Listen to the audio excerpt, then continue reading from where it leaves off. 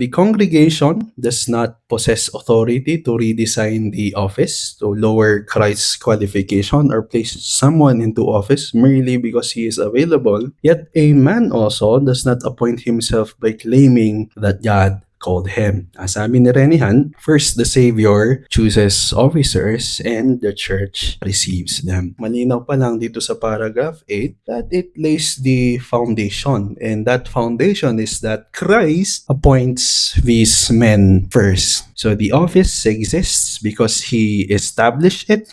The gifts and graces necessary for the office come from Him. The congregation's responsibility is to recognize His provision according to Scripture.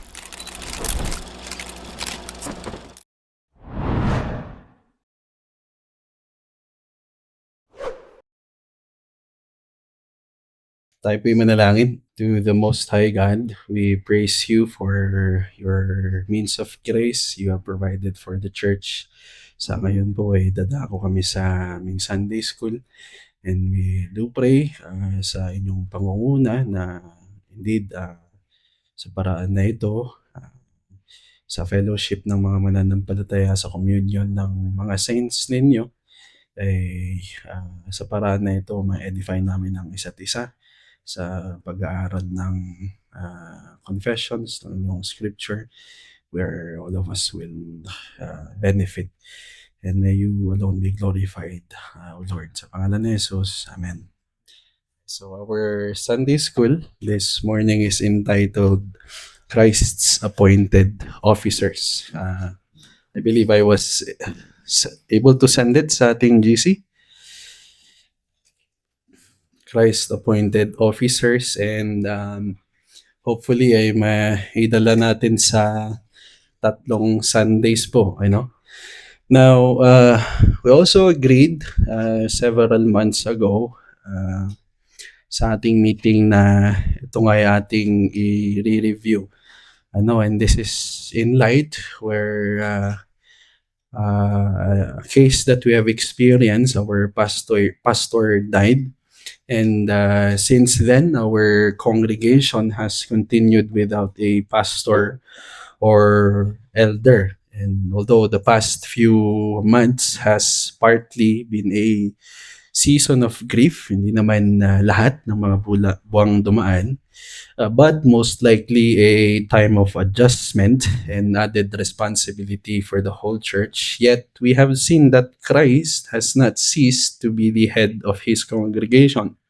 His word remains our rule, and He has not left His churches without instruction concerning ang order, ganun nga sa officers. At kamakailan, kinabanggit kanina, again sa ating covenant meeting nakaraang buwan, we have formally recognized ang mga nag-express naman ng kanilang desire to serve the church in pastoral office and even diaconal service. And indeed, we have been praying for them. In fact, we have received such desires with gratitude and seriousness. And also for that reason, we have agreed to review ang biblical teaching on elders and deacons. Okay, so we are not beginning with particular names, personalities, or agad-agad ay dadako sa pagbobotohan. We are beginning with Christ and His Word. Okay, at again, hinati ko po ang palibabase po tayo sa chapter 26 ng ating Confessions of the Church with paragraph 8, paragraph 9, and paragraph 10 and 11. So let us read paragraph 8. Sabi po sa ating confession, a particular church gathered and completely organized according to the mind of Christ consists of officers and members, and the officers appointed by Christ to be chosen and set apart by the church, so-called and gathered, for the peculiar administration of ordinances and execution of power or duty which He entrusts them with or calls them to be continued to the end of the world, are bishops or elders and deacons. And we can also see, and further, I will be reading them later, ang biblical basis ng ating confessions, anong ating confession, which are Acts chapter 20, verse 17, and verse 28, and also Philippians chapter 1, verse 1. Now, the point of our confession is that a local church is properly ordered under Christ when it is consisting of members and the two continuing offices he appointed, which are elders and deacons, na kung saan are also entrusted with a distinct work under his word.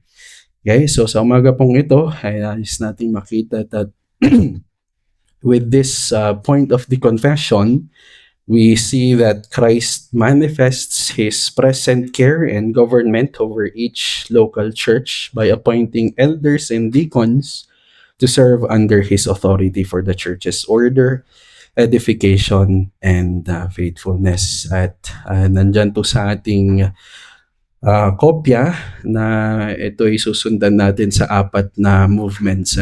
So first is Christ's mind for the church. Second is officers and members. Third is the two continuing offices. And the last would be their distinct trusts. Okay? So a particular church gathered according to the mind of Christ. Diyan po ay nakabase sa ating confessional phrase. A particular church gathered and completely organized according to the mind of Christ. Okay, so we begin with the phrase a particular church. So the confession, if we read the previous paragraphs, has already spoken about the universal church, which are consisting of all the elect who have been, are, or shall be gathered into one under Christ. But paragraph 8 is not speaking about the invisible or worldwide organization with one earthly headquarters. It speaks about a particular congregation, a real assembly of professing believers who have covenanted to walk together under Christ's word. So the local church. Now the word particular, it means local and identifiable. It is a defined congregation. Okay, a particular church has members who can be known, who can be taught, who can be corrected, cared for, and also called together. Okay, ito po ngayon ay nangangahulugan that elders and deacons therefore serve a defined congregation, not an undefined collection of Christians.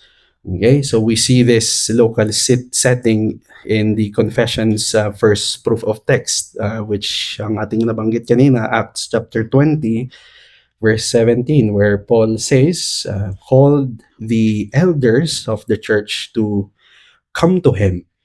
Okay, the elders belong to the church at Ephesus. Then verse 28 ay sinasabi, pertaining to these elders, sinabi niya, the Holy Spirit has made you overseers to care for the church of God.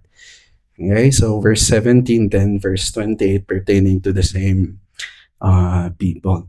Okay, so we can notice ang direction ng kanilang responsibility. They were not assigned or appointed as free-floating ministers with undefined authority sa lahat ng Kristiyano. They were overseers charged to care for a flock.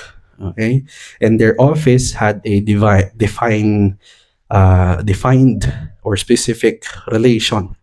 So these elders, this church, and ang kanilang responsibility before Christ. Okay? And we can also see the same point sa pangalawang proof text, which is Philippians chapter 1, verse 1. Allow me to read it for you. To all the saints in Christ Jesus who are at Philippi with the overseers and deacons. Okay? So Paul names the saints, the overseers, and deacons in one congregation. Nakita po natin. Ibig sabihin, the officers do not exist apart from the church, and the church is not merely an audience gathered around one personality. Okay, so going back to the confessions, paragraph 8 also says that the church is gathered. Christ does not merely save isolated individuals and leave them to practice Christianity alone. He commands his people to walk together in a local church for worship, for doctrine, for discipline, for the ordinances, and mutual edification. Okay? Kaya hindi lamang sapat na ating sabihin, I have a personal relationship with Christ. Okay? Ang description ng Christian life ay hindi po ganito. Ang union with Christ, ordinarily, or when we say ordinarily, it is by His design, brings us into an ordered relationship with His people, and that is the local church. Okay, now most importantly, the church, according to paragraph 8, the church is not only gathered and ordered, but it is gathered and ordered according to the mind of Christ. Okay, so we see how this phrase is controlling everything that follows, according to the mind of Christ. Okay, so when we come to think of this, when we come to think of church government, it's not that we begin with a question, ano nga ba ang popular na arrangement? Ano ba ang modelo na talaga namang effective sa mga korporasyon? Or what is a structure of government, church government, na kung saan ay easiest pagdating naman sa ating culture. Okay, so none of these questions, but rather, ang tatanungin natin when we think of church government, what is the revealed word of Christ? Ano nga ba ang in-reveal ni Kristo in light of church government? Sabi ni James Renihan, His Lordship is demonstrated in the government of the churches. His Lordship is demonstrated in the government of churches. Okay, so it is not by so-called techniques or strategies. Yun po ang dahilan na this lesson is not just about organizational preference. We are dealing with the word of Christ. And we understand that the order of the church is an expression of Christ's lordship. Okay, so again, Christ is not only the savior of individual souls, He is the head of His church. Therefore, tama lang nating intindihin, He has the right to determine who belongs to the church, how it worships, how discipline is carried out, and ukol sa ating concern, who and what offices serve within His church. Okay, so having said that, it protects us from traditionalism or mga bagay na ating nakagihasnan o sa Tagalugan. Ganito na ang ginagawa namin noon eh. Okay? Or sa pragmatism, ito kasi ang mabilis at itong popular, ito ang sa tingin namin mas effective. Lalo na sa pag-akay ng mga miyembro. Now, traditions and practical wisdom, they have a place, but thinking of the church government and acknowledging that we follow the word of Christ, neither of those things, traditions and pragmatism, may invent new spiritual offices.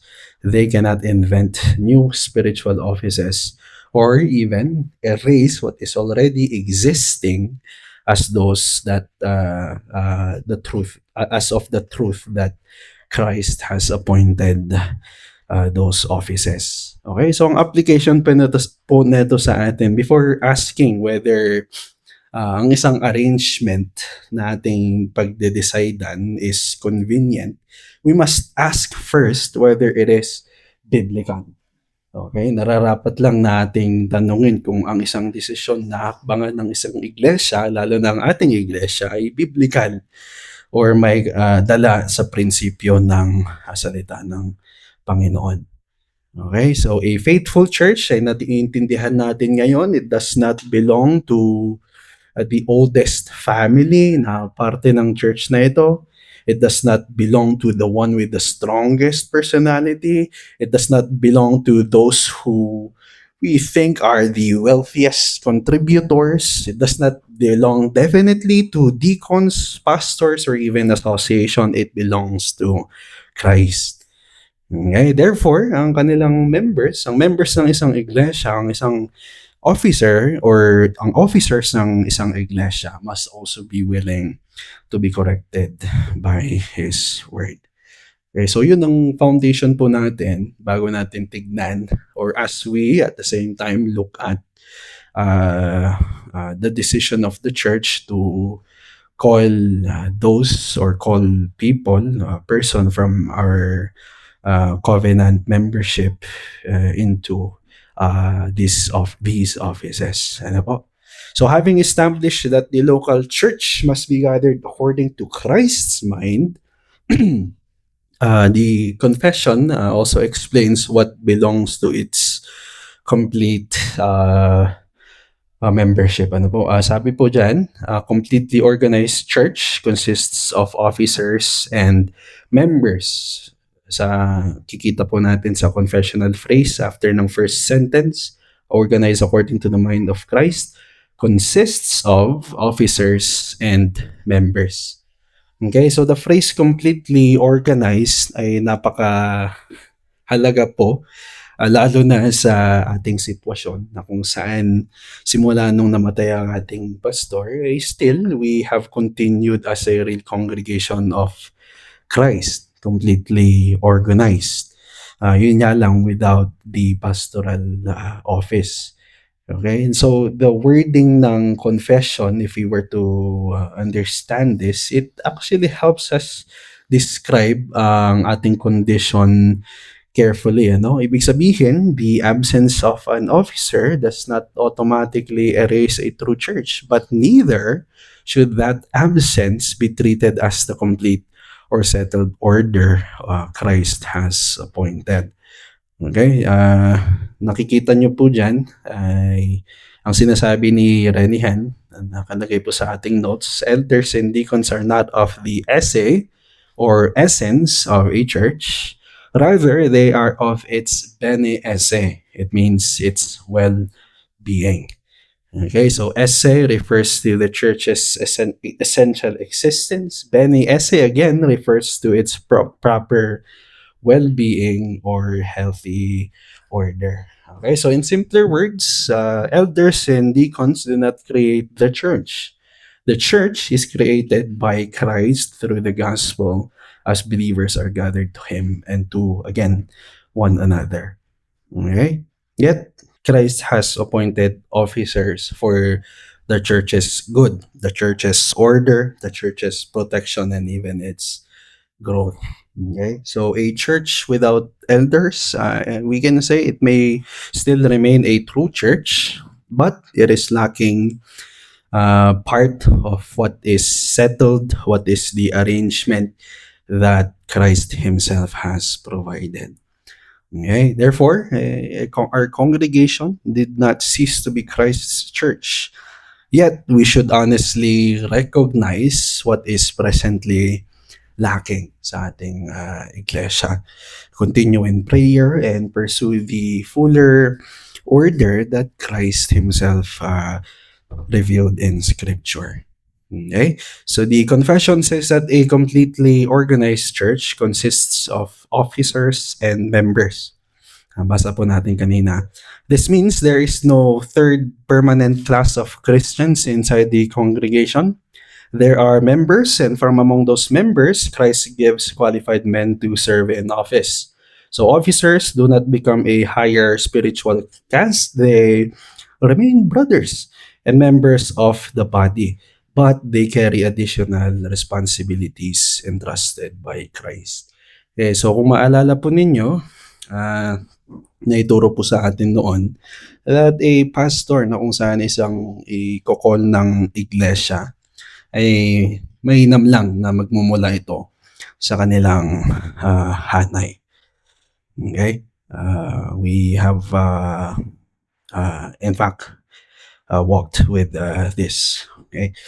Now, it's important to note that membership also itself carries out real duties. Bilang miyembro ng isang iglesia, we have duty to worship, to pray, to give, or we have duties to act to serve and mutually care and participate and submit sa mga biblical ordinances ng ating Panginoon. So in light of that, the officers serve the body, so they do not replace the body. Okay? And at the same time, ang ideya na equal ang mga mananampalataya before the eyes of God, it does not remove office. Okay? Some churches react against abusive leadership by refusing what we call meaningful authority altogether. But the New Testament does not answer abuse by eliminating elders and deacons. It answers by requiring, kaya meron tayong qualifications, okay, whose authority is limited by Christ's word, okay, and his exercised with or for the good of the church. Okay, and we can see that biblical picture in Philippians chapter 1, napakalinaw, those saints with the overseers and deacons. Okay, so the saints are not absorbed into uh, officers, and the officers are not detached from the saints. Okay? Together, they form the ordered congregation. Okay?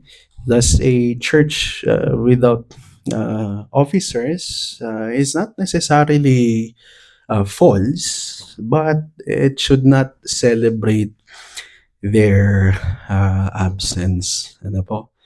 Nor does a title complete the church. Officers must be, in the first place, be biblically qualified, must be properly recognized, and actually, sa real life situation, ginagawa ang ipinagkatiwala sa kanila. Okay, so what does this mean to us? We should neither panic nor pretend. We should not panic as though Christ abandoned us. His word remains, His spirit remains, the ordinances remains. We are continuing, and this congregation remains before Him. But we should not pretend that our present condition is already complete. Okay, we should pray for the men who have expressed their desire to serve while asking Christ na i-fit ang kanilang character, ang kanilang doctrine, ang kanilang gifts, okay? To be increasingly clear sa kalagitnaan ng ating hanay dito sa DRBC. Okay? So we must also pray that our whole congregation will be prepared to recognize and receive genuinely ang biblical, pastoral, and diaconal ministry. Okay? So the confession has identified officers and members. It now emphasizes that officers are not invented by the church. They are appointed by Christ. Okay? So the officers are appointed by Christ and recognized by the church.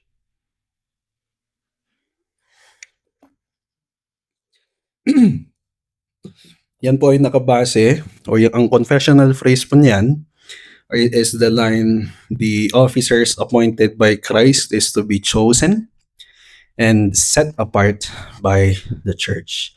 Okay, so sa ating pagbabasa sa linya na iyan, we see that there are two authorities in this clause. Ano po? But all the more na mas mahalaga, hindi natin ito ma-confuse sa isa't isa. First is that Christ appoints the offices and gives qualified men. And second, the church recognizes, chooses, and sets them apart. Okay, so the congregation does not possess authority to redesign the office, to lower Christ's qualification, or place someone into office merely because he is available. Yet a man also does not appoint himself by claiming that God called him. Sabi ni Renihan, first, the Savior chooses officers and the church receives them. Okay, ito po ay mas higit pa nating alamin in paragraph 9, but malinaw pa lang dito sa paragraph 8 that it lays the foundation, and that foundation is that Christ appoints these men first. Okay, so Christ's appointment comes first. Okay, so the office exists because he established it. The gifts and graces necessary for the office come from him. The congregation's responsibility is to recognize his provision according to scripture. So ganun po natin nakikita ang isang response ng isang iglesia. Ang response ng isang iglesia. Okay? So, ibig sabihin, church office is not simply decided by votes. Okay? Dahil pinagbotohan natin ito. And it is not based only because of seeing a man's personal desire. Hindi sapat ang mga to. Hindi sapat ang maraming boto kung hindi naman qualified ang isang tao. Even if the whole church votes for him, that cannot remove a clear failure to meet the requirements of 1 Timothy 3 and Titus 1. Okay, so still, we consult the scripture. Okay? In the same way, a man does not become a pastor or a deacon simply because he has a very strong desire. Okay? Or because he, sa ating mga konteksto, iba-ibang konteksto, because he studied in a seminary, isa na siyang pastor. Or because he can preach well, ay isa na siyang pastor. Okay? Ang education, ang desire, ang preaching ability, ito po ay mahalaga at maganda, pero hindi po ito sapat para bigyan siya ng pastoral authority. Okay? And this is, again, especially important sa ating iglesia sa ngayon. Okay? The desires expressed by some men should be, itong nais po ipahiwatig nito, ang mga desires ng mga men sa atin na nag-express ng kanilang desires, na kanilang in-express, it should be taken seriously, and it should be prayed over. It should be consulted properly through the scripture. Okay? Hindi natin dapat baliwalain ang kanilang desire, pero hindi rin dapat natin madaliin ang proseso. They must be carefully examined according to the qualifications Christ has given in scripture. Okay, so the church must choose and set apart the men whom Christ has fitted. Christ in his first act appointed. Okay, so kung nakikita po natin ito, it allows us to, as a congregation, be active but also submissive sa salita ng Panginoon. Okay, we pursue our responsibility through the word of God. Okay, so we are not asked to select our favorite candidate dahil sa tingin natin mas nakakatawa tong isa kaysa dun sa isa. Okay, or any personality. We are asked to discern together whether Christ's qualifications and gifts are visible in the man. Okay? Kung tayo ay titingin lang sa personalidad, ang daming pwede dyan. Okay? So again, we look at the scripture. Okay? Now the phrase so-called and gathered also it also matters. The church that chooses officers is the same church Christ has called and gathered. Ibig sabihin, no outside denomination. Sa mga ibang churches, no seminary, no association, or even respected pastors possess the right to impose an officer on the congregation. Okay? But because we currently have no pastor, hindi natin binabaliwala ang counsel or assistance ng mga faithful sister churches and mature pastors. Okay, nevertheless, they indeed advise, and we must hear the word, we must examine the men, and finally, as a congregation, as DRBC, we must take responsibility for recognizing and calling its own officers. Okay, so we should pray specifically for the men who have expressed a desire to serve. Okay, sa history po ng mga Baptists, they indeed even allot a time for fasting to devote themselves into prayer ukol sa kanilang pagtawag sa isang person into an office. Okay? So we should pray not merely that one of them will quickly receive a title. We should pray that Christ will clarify their gifts. Even expose ang kanilang weaknesses na kung saan kailangan ng growth, strengthen ng kanilang doktrina. We pray na sa kalagitnaan ng ating hanay, ang kalooban ng Panginoon ay may paglinaw sa bawat isa sa atin. Okay? So, in light of that, we come to realize we also should become a church that is capable of recognizing such men. Okay? So, if we are just a church that values charisma more than character, public speaking, more than household faithfulness or loyalty to people, more than loyalty to scripture, we will be poorly prepared, or will be poorly identifying ang mga inilatag, ibinigay ni Kristo. Okay? So what then are the continuing offices appointed by Christ? Ano nga ba ang mga continuing offices appointed by Christ? So the final clause of paragraph 8 gives us the answer plainly lang. The confession identifies two ordinary offices in the confessional phrase, to be continued to the end of the world, are bishops or elders and deacons. Okay? To be continued to the end of the world are bishops or elders and deacons. Okay? Now, the word ordinary, again, does not mean unimportant or common. Ordinary lang. Ano? It means standing and continuing, in contrast with extraordinary offices given for the foundational period of the church, such as the apostles in the New Testament, the prophets who were an extraordinary roles, right? Nehemiah Cox explains the distinction by saying that apostles, prophets, and evangelists serve in the first planting of the churches, after which Christ left his church to his written word and their ordinary offices. So he then states, sabi niya po sa kanyang libro, bishops, elders, and deacons. Bishops or elders are ordinary officers. Bishops or elders are ordinary officers in the church of divine right and appointment, and are to be continued therein to the end of the world.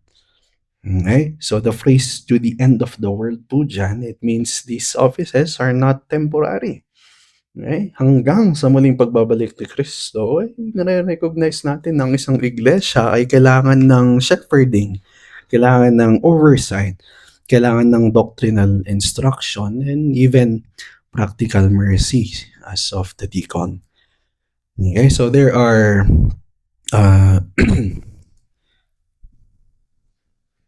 four things na nais natin i-acknowledge po rito sa two offices. Una, bishop, elder, overseer, and pastor refer to the same office. Okay, the confession says bishops or elders, showing that these are not two separate ranks. On the other hand, the New Testament uses several terms for the same office, each emphasizing a different aspect of work of the same office. Makikita po natin sa Acts chapter 20, it provides the clearest demonstration. Ano? In Acts chapter 20, verse 17, Paul called again the elders of the church. Then in verse 28, he addresses these same men, these elders, and says that the Holy Spirit made them overseers to care for or shepherd the church. Okay, so the same persons are elders, overseers, and shepherds. Okay, iba pa po, karagdagan po dyan, Titus 1 verse 5, appoint elders in every town. Okay, then while describing their qualifications in verse 7, for an overseer as God's steward must be above reproach. So after addressing them as elders, they're again addressed as overseers. Okay. And lastly, in First Peter chapter 5, verse 1 and 2, I exhort the elders among you, and then shepherd the flock of God, and then exercising oversight. Okay? So kung manggagaling po, kung titignan natin ito at muli sa libro ni Nehemiah Cox, the Holy Spirit, sabi niya, intends by any of these different terms no distinction or preeminence of office, but they are all suited to the same office in its different respects. Okay, so elder emphasizes spiritual maturity and gravity. Overseer or bishop emphasizes watchfulness and responsibility. Pastor or shepherd emphasizes feeding and caring for the flock. And we can even use the word teacher, as it emphasizes the pastor teaching the word of God. So these are different descriptions of one office, but they are not separate levels of authority. Okay? Samuel Waldron, plain niyang sinabi, there are only two offices: overseer, elder, pastor, and deacon. And elders are the same. Okay? So the pastor should not be treated as the real spiritual leader, while the elders are merely advisors or trustees. Okay? Every pastor is an elder, and every elder shares the pastoral oversight. Okay? So sa kabila man that their gifts and labor indeed differs. Okay? So one thing that we would also want to consider is the New Testament pattern, which is showing a plurality of elders. You know, the New Testament commonly speaks of elders in the plural form. Paul and Barnabas appointed elders for them in every church. Acts chapter 14, verse 23. Again, in Titus, sinabi doon, appoint elders in every town. James 5 verse 14 says that the sick person should call for the elders of the church. Okay? So this does not mean that a church with one elder immediately stops being a church, or that one elder has no true office. Intindihan natin ang smaller or developing congregations that indeed pass through kinds of a season. Ito po'y pinagdaanan natin mismo. Okay, where only one qualified elder is available for the office. Okay, but the recurring understanding that there is a recurring biblical pattern of plurality in eldership, it does encourage us then to desire a plurality where we also recognize that Christ is providing qualified men.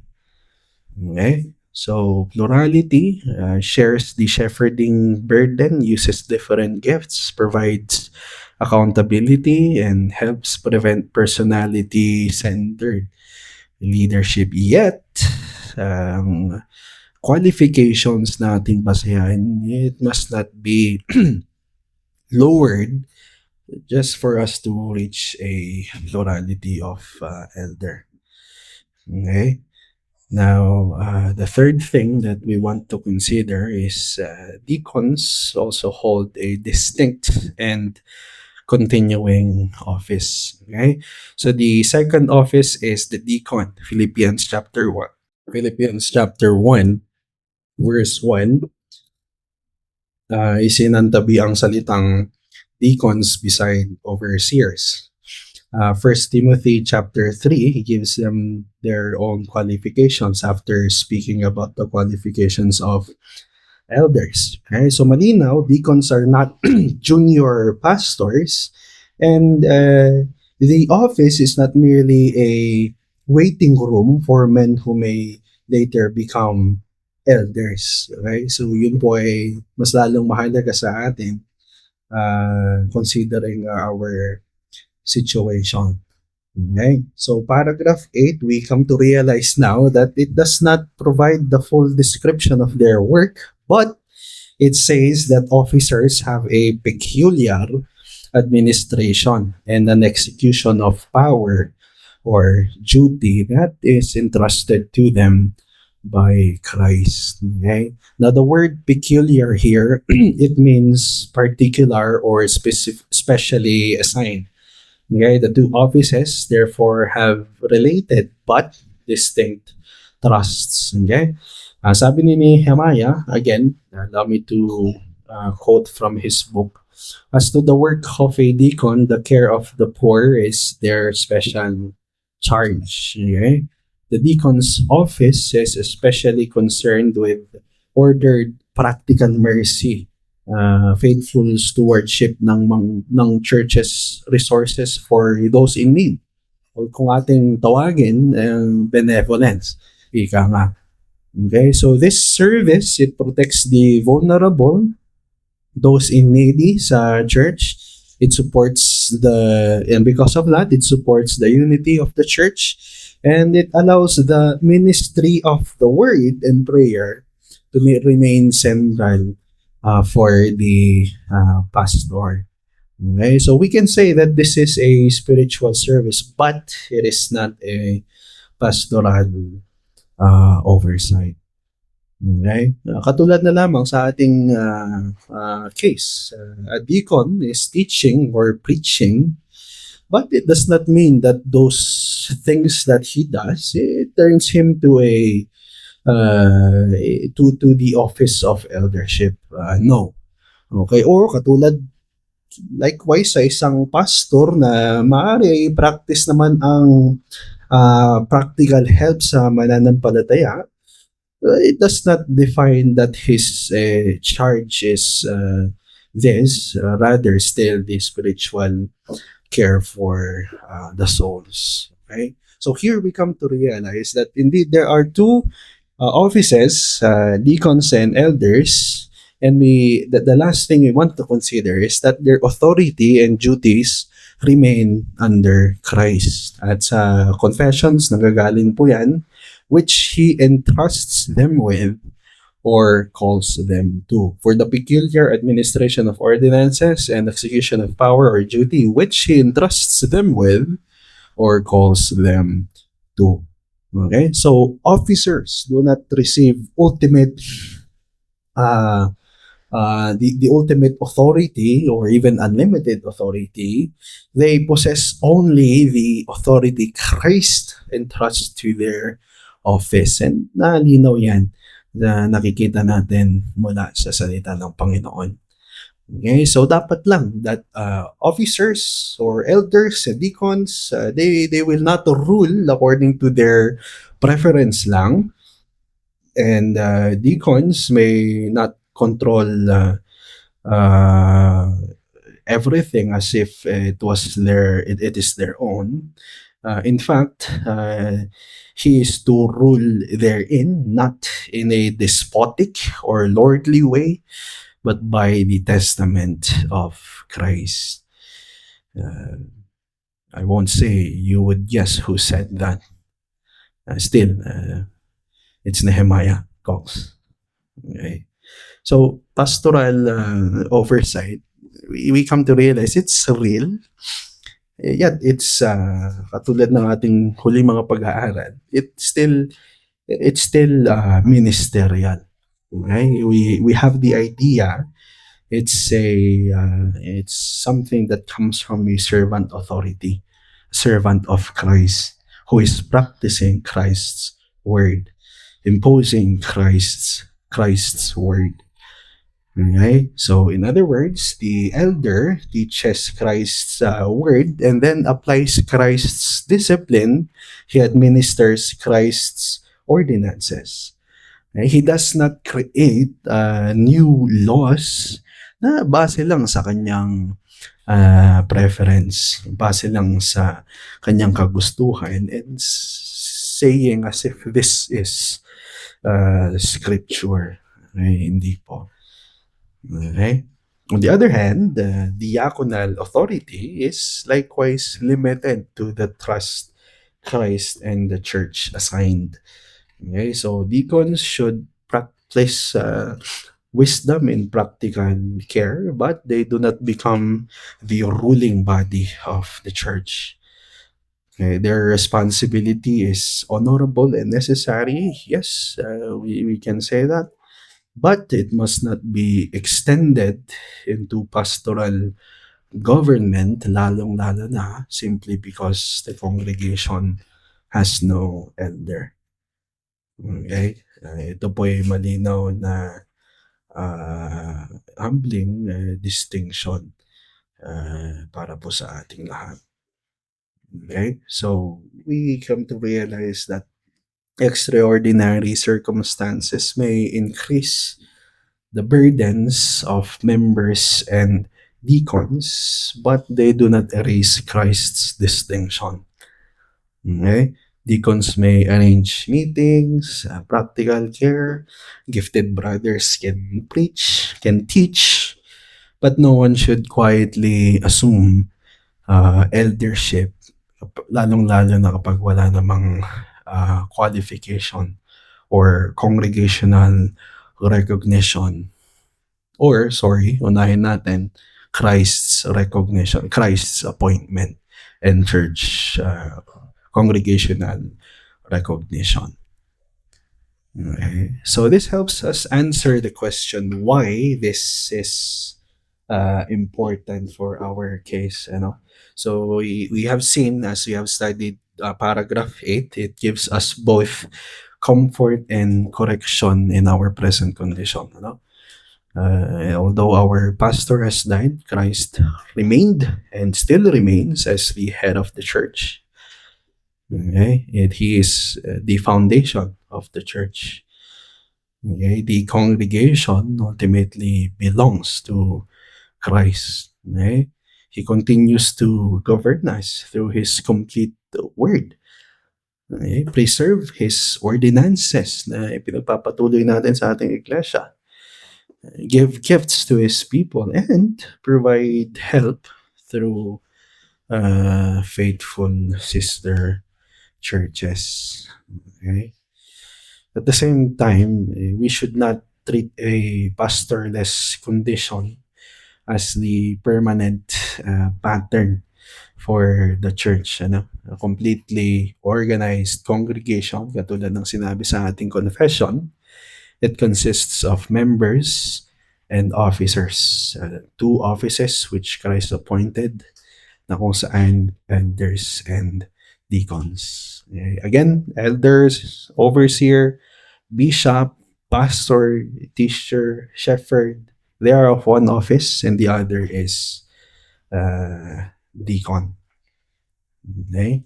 This is why ang desire ng mga men na nag-express sa ating kalagitnaan, should be received seriously, prayerfully, and at the same time joyfully. Okay? Yet we do not treat it as an appointment. We treat it as Christ's uh, appointment, seeing his gifts clear in the lives of these men. Okay? So frequent preaching, seminary training, usefulness, or even this man's personal influence cannot by these things make him a pastor. And the church must recognize and observe his gifts, know his character, test his doctrine, and consider whether he meets Christ's qualification. So, again, hindi natin dinidiscourage ang, say, of course, it's a genuine aspiration. Hindi natin ito dinidiscourage, but also we do not lower the biblical standard because we urgently need leadership. Okay, so while we understand that the responsibility belongs to the whole congregation, all the more that we must listen, pray, examine deliberately from the word, and act together under scripture. Okay? Mag-ingat po tayo sa haste, mag-ingat po tayo sa favoritism, sa personal campaigning as if merong political parties na pagbobotohan sa isang iglesia. Hindi po. Mag-ingat po tayo sa personality-based decisions lamang.